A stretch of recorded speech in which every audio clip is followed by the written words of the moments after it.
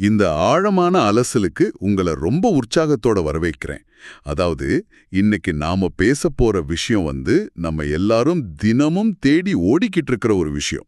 ஆமா, மகிழ்ச்சிக்கான அந்த நிரந்தர தேடல் இல்லையா? அதேதான். கொஞ்சம் யோசிச்சு பாருங்களேன். இன்னைக்கு நம்ம கிட்ட இல்லாத வசதிகளே இல்ல. உலகத்தரம் வாய்ந்த மருத்துவம், உச்சக்கட்ட தொழில்நுட்பம் எல்லாமே நம்ம உள்ளங்கையில இருக்கு. கண்டிப்பா. ஆனா இவ்ளோ இருந்தும் ஒரு நிம்மதி இல்ல. சரியா சொன்னீங்க. வெற்றிகரமான மனிதர்கள் கூட நைட்ல தூக்கம் வராம தவிக்கிறாங்க. வாழ்க்கையில எல்லாமே கிடைச்சிடுச்சுன்னு நினைக்கிறப்போ ஒரு பெரிய வெறுமை ஒட்டிக்குது. இது ஒரு பெரிய முரண்பாடு தான். உண்மைதான். இந்த முரண்பாட்டை உடைக்கத்தான் இன்னைக்கு நாம தயாராக இருக்கோம்.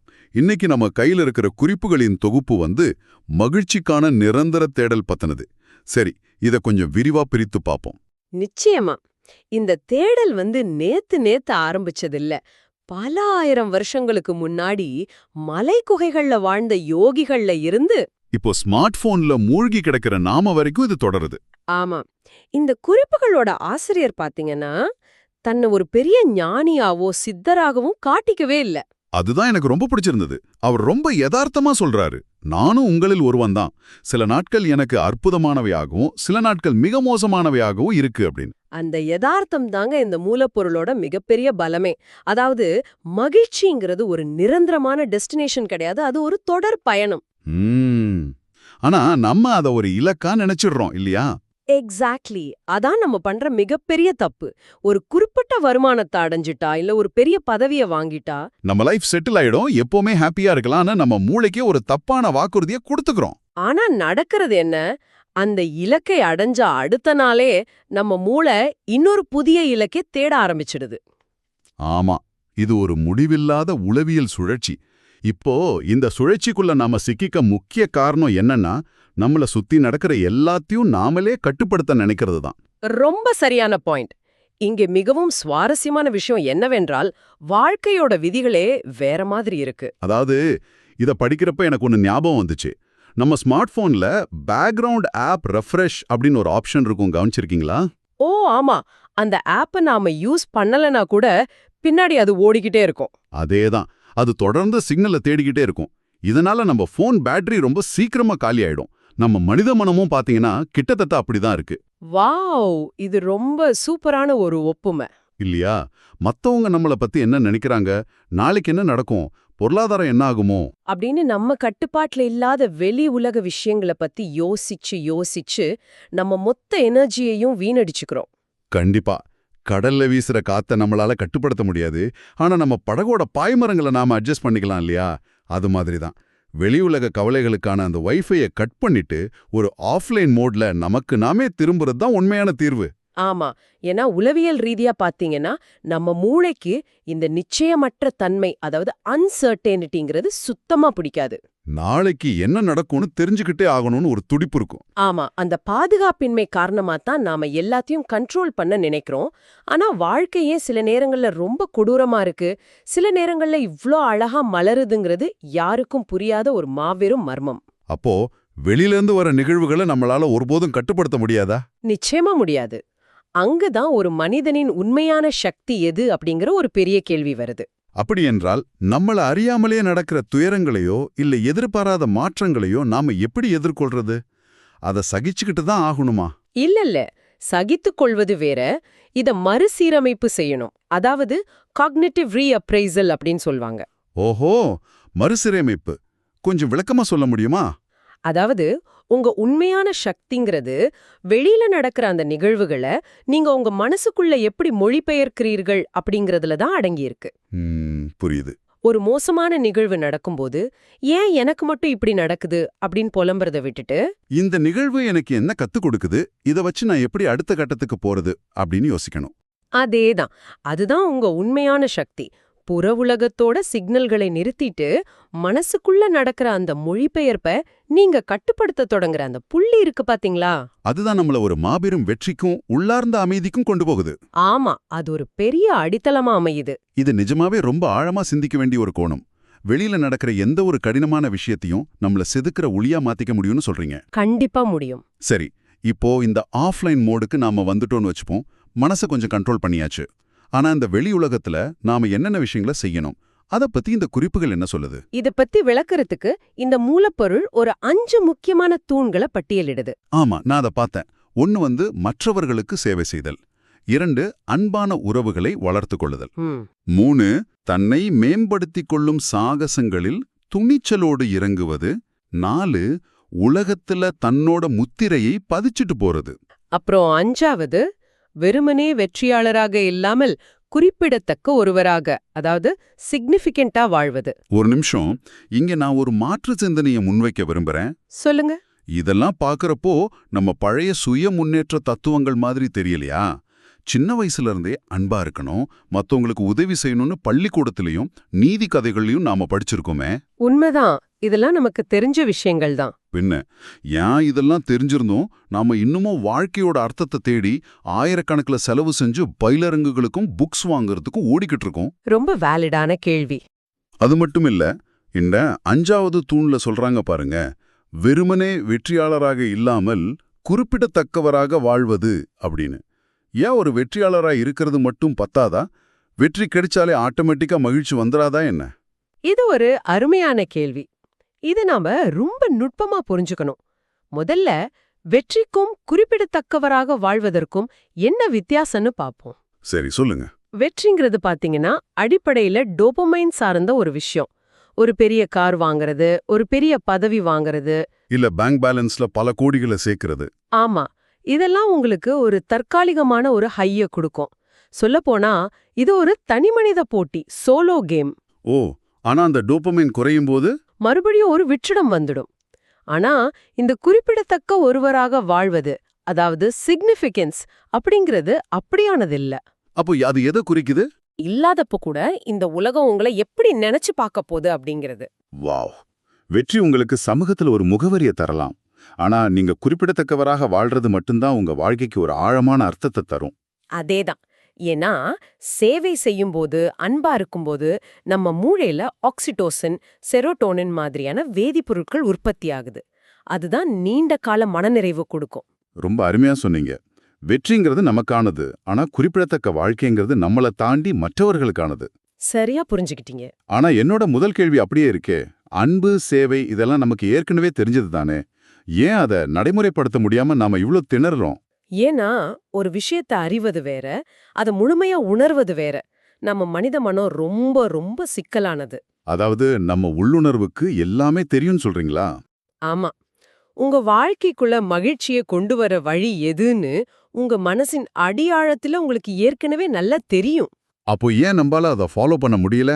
இரைச்சல், அன்றாட வாழ்க்கையோட இரைச்சல்கள், சோஷியல் மீடியாவோட சத்தங்கள், அடுத்தவங்க என்ன நினைப்பாங்களோ அப்படிங்கிற பயம். ஓஹோ, இதெல்லாம் சேர்ந்து அந்த உள்ளுணர்வின் குரலை அப்படி அமுக்கிடுது இல்லையா? கண்டிப்பா. நீங்க படிக்கிற புத்தகங்களும் இப்போ நாம பேசிட்டு இருக்கிற இந்த மாதிரி உரையாடல்களும் உங்களுக்கு புதுசா எதையும் கத்துக் கொடுக்கல. பின்ன என்ன செய்யுது? உங்களை சுத்தி இருக்கிற அந்த இரைச்சலை விலக்கி உங்க இதயத்துக்குள்ள இருக்கிற அந்த உண்மையை உங்களுக்கு மறுபடியும் நினைவூட்டுது. அவ்வளவுதான். ஆஹா, நாம தேடுற விடைகள் நம்மகிட்டயே இருக்கு, நாம அதை மறந்துட்டோம். இது கேட்கும்போது உலக புகழ்பெற்ற தத்துவவியலாளர் கலீல் ஜிப்ரான் சொன்னதுதான் ஞாபகம் வருது. அவர் தன்னோட தி ப்ராஃபெட் நூல்ல சொல்றாரு இல்லையா? ஆமா, அவர் சொல்றாரு, உங்கள் இதயத்தின் ஆழங்களில் அலைபாய்ந்து கொண்டிருக்கும் விஷயங்களை தவிர்த்து மற்ற விஷயங்களைப் பற்றி என்னால் என்ன கூற முடியும்? பெரும்பாலான சமயங்களில் நம் இதயத்தின் ஆழங்களில் இருக்கும் விஷயங்கள் அமைதியின் மூடாகவே வெளிப்படுத்தப்படுகிறது அப்படின்னு. மிக சரியான ஒரு மேற்கோள். இதை நம்ம ஒரு பரந்த கண்ணோட்டத்தோட இணைத்து பார்த்தா ஒரு விஷயம் புரியும். அமைதிங்கிறது வெறுமனே சத்தமில்லாத ஒரு நிலை கிடையாது. அப்புறம் அமைதிங்கிறது நம்ம அக உலகத்தோடு நம்ம பேசுற ஒரு மொழி. நரம்பியல் ரீதியா பாத்தீங்கன்னா நம்ம மூளையில இயல்பு நிலை கட்டமைப்பு, அதாவது டிஃபால்ட் மோட் நெட்வொர்க், DMN அப்படின்னு ஒன்னு இருக்கு. ஓகே, அது என்ன பண்ணும்? நாம எந்த ஒரு வேலையும் செய்யாம ரொம்ப அமைதியா சும்மா உட்கார்ந்துருக்கோம் பாத்தீங்களா, அப்பதான் அந்த மூளை பகுதி முழுமையா வேலை செய்ய ஆரம்பிக்கும். அப்படியா? நான் நினைச்சேன் சும்மா இருக்கும்போது மூளையும் சும்மா இருக்கணும். இல்லவே இல்ல. நீங்க அதுவரைக்கும் அடக்கி வச்சிருந்த உணர்ச்சிகள், தீர்க்கப்படாத பிரச்சனைகள், உங்க உண்மையான ஆசைகள் எல்லாமே அந்த அமைதியில தான் மேலெழுந்து வரும். ஓ, அதனாலதான் அமைதியா இருக்கிறத நினைச்சு நாம பயப்படுறோமா? தொடர்ந்து பாட்டு கேட்கறது இல்ல சோஷியல் மீடியால ஸ்க்ரோல் பண்றதுன்னு ஏதாவது ஒரு இரைச்சலை நாம தேடிக்கிட்டே இருக்கோம். ஆமா, அந்த அமைதியில நம்மள நாமே சந்திக்க நேரிடுங்கிற பயம்தான் அதுக்கு காரணம். இதுதான் விஷயம். நாம தனிமைய நாடாம இருக்கிறதுக்கு காரணம் நேரம் இல்லாதது இல்ல, நமக்கு நாமே முகம் கொடுக்க பயப்படுறோம். எக்ஸாக்ட்லி. இதை சரி பண்றதுக்கு தான் இந்த மூலப்பொருளோட ஆசிரியர் ஒரு அருமையான 30 நாள் சவாலை நேயர்களுக்கு முன்வைக்கிறாரு. இதை கேட்குற நீங்க அடுத்த 30 நாட்களுக்கு தினமும் கொஞ்ச நேரம் உங்களுக்காகவே தனிமையில, அதாவது சாலிட்யூட்ல செலவிடணும். ஆமா, எந்த டிஜிட்டல் திரைகளும் இல்லாம, ஃபோன், புக்ஸ் எதுவுமே இல்லாம. சும்மா அமைதியா உட்காந்து ஒரு மாபெரும் கேள்விய உங்களுக்கு நீங்களே கேட்டுக்கணும். நான் உண்மையிலே மகிழ்ச்சியா இருக்கணும்னா காலப்போக்குல என் வாழ்க்கையில என்ன நடந்தாகணும் அப்படின்னு. இந்த இடத்துல ஒரு விஷயத்த நாம தெளிவுபடுத்தணும். இந்த 30 நாள் தனிமை பயிற்சிங்கிறது ஒரு தியானம் கிடையாது. தியானம் இல்லையா, பின்னது என்ன? இது உங்க வாழ்க்கைய நீங்களே தணிக்கை செய்யற, அதாவது ஆடிட் பண்ற ஒரு ஆழமான செயல்முறை. ஆரம்பத்துல இது கொஞ்சம் அச்சுறுத்தலா கூட இருக்கலாம். ஏன் அப்படி சொல்றீங்க? ஏன்னா இரைச்சல் இல்லாத அந்த தனிமையில நீங்க இதுவரைக்கும் உங்ககிட்டயே மறைச்சு வச்சிருந்த பல கசப்பான உண்மைகள் வெளியே வரலாம். ஓ, அதாவது நான் பாக்குற வேலை எனக்கு நிஜமாவே பிடிக்கல அப்படிங்கிற உண்மையும். ஆமா, இல்லனா ஒரு உறவுல நீங்க வெறும் சமரசம் செஞ்சுக்கிட்டு தான் வாழ்ந்துட்டு இருக்கீங்கங்கிற உண்மையோ உங்க முகத்துல அறையலாம். ஒரு நிமிஷம் இருங்க. 30 நாள் எந்த டிஜிட்டல் திரையும் இல்லாம இப்படி அமைதியா உட்காந்து கசப்பான உண்மைகளை எல்லாம் அசை போட்டா ஒரு சராசரி மனிதனுக்கு பயமும் மன அழுத்தமும் அதிகமாயிடாதா? இது ரொம்ப நியாயமான சந்தேகம்தான். நடைமுறையில இது எப்படிங்க சாத்தியம்? எல்லாரும் சாமியார்களா மாறிட முடியுமான்னு? கண்டிப்பா எல்லாரும் சாமியாராக மாற முடியாது. இது சாமியாராக மாறும் பயிற்சியும் இல்ல. இது நம்ம மனதின் நச்சுத்தன்மையை நீக்கிற ஒரு மென்டல் டீடாக்ஸ் பயிற்சி. Mental detox. நீங்க அந்த அமைதியிலிருந்து ஓடி ஒளிஞ்சிங்கன்னா வாழ்நாள் முழுக்க அந்த மன அழுத்தம் உங்களை துரத்திக்கிட்டே தான் இருக்கும். ஆனா தொடர்ந்து 30 நாட்கள் அந்த கேள்வியை அமைதியில நீங்க ஆழமா விதைக்கும் போது ஆரம்பத்துல இருக்கிற அந்த பயம் கொஞ்சம் கொஞ்சமா விலகிடுமா? ஆமா, விலகி ஒரு தெளிவு பிறக்கும். அந்த தெளிவு தான் உங்க மனசாட்சியோட உண்மையான குரல்.